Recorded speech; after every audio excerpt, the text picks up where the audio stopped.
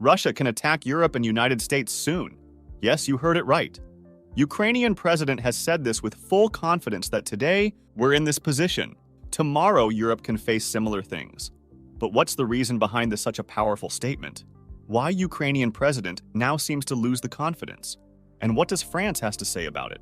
Let's uncover all the questions in this video, so be with us until the end. French Patriots Party leader Florian Philippot cited his view where he wrote that how panic gripped among Western nations over Ukraine.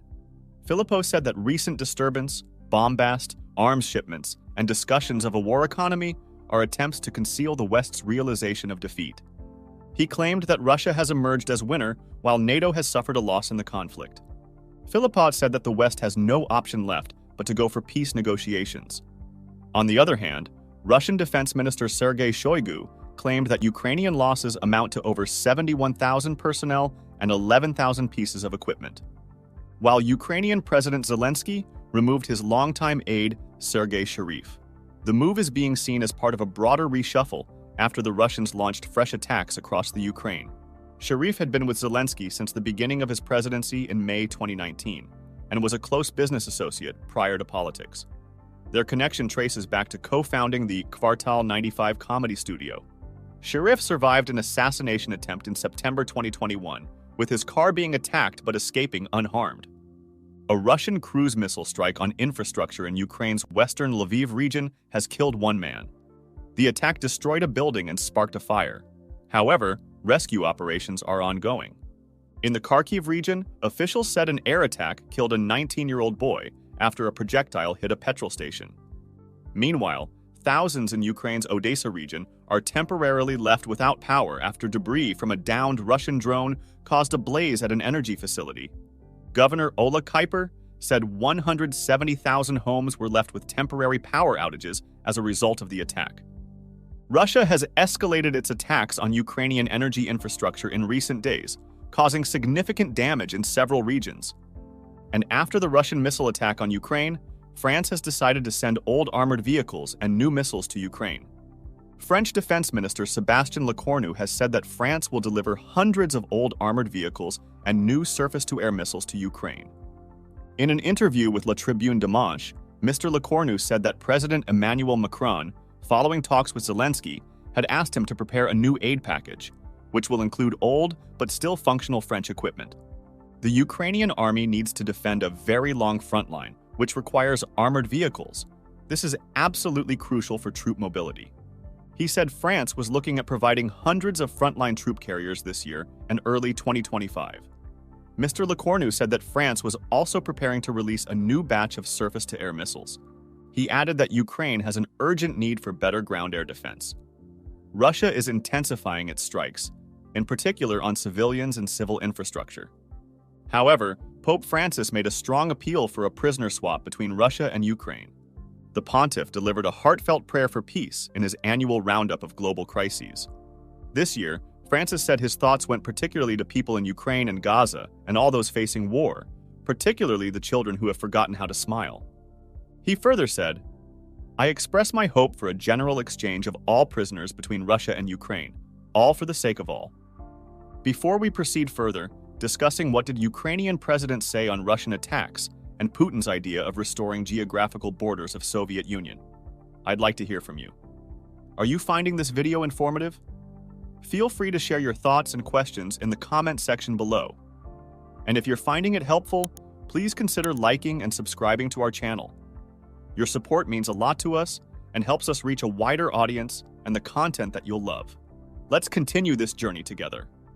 With spring approaching, Zelensky said Ukraine's forces had managed to hold off Russian advances through the worst of the winter months. "We have stabilized the situation. It is better than it used to be 2 or 3 months ago when we had a big deficit of artillery ammunition, different kinds of weapons.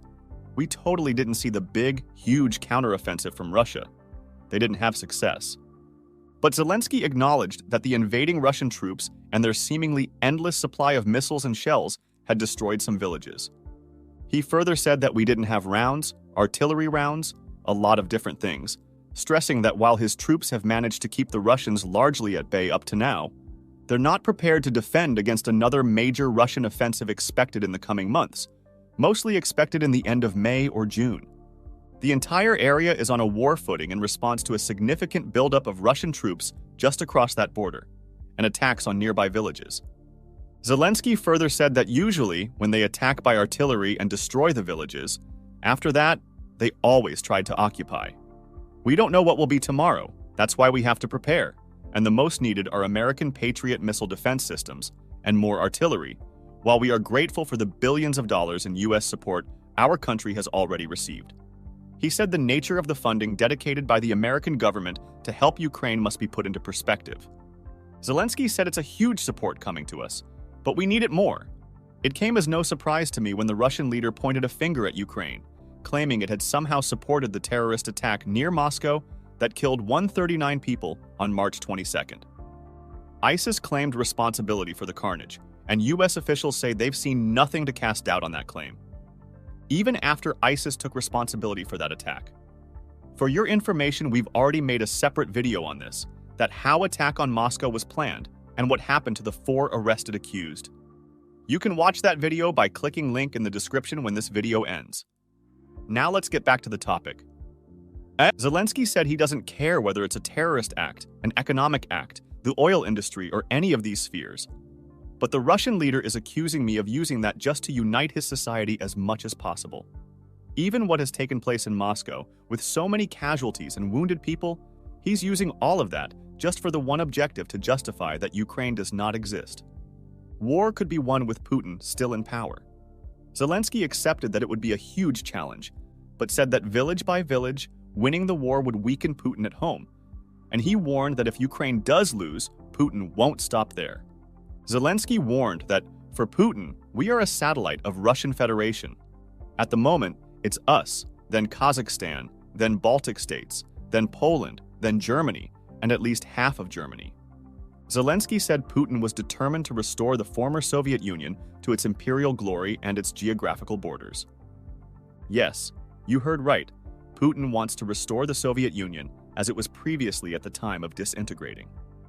Zelensky said that even tomorrow the missiles can fly to any state. This aggression and Putin's army can come to Europe, and then the citizens of the United States, the soldiers of the United States, will have to protect Europe because they're the NATO members. The USA is helping Ukraine, and we are grateful for their support, for this multilateral support. But the United States don't have the war going on. But it can come to Europe and to the United States of America. It can come very quickly to Europe. Zelensky said that we don't need to change his opinion about recreating the geographical borders of USSR. Instead, we need to change him, and we need to replace him, otherwise he will try to fulfill his intention until he is alive, and will pass on this to the next president. Do you think that Russia actually want to restore Soviet Union? Or these are just allegations by Zelensky to avoid the war situation as he's seeming to lose and can't answer the public of his country? Would Russia really attack Europe? If Russia attacks on Europe, then whole NATO alliance will be activated all of a sudden, and they'll are combined and have a greater military and manpower. Let us know your opinions in the comment section, and don't forget to share the video and like and click on the subscribe button as well for remaining updated of the current trends in this fast-paced modern world. And don't forget to watch our previous video on recent attacks in Russia, of which ISIS has claimed the responsibility. Link for that video is mentioned in the description. Until the next video, stay tuned and subscribe for more interesting content.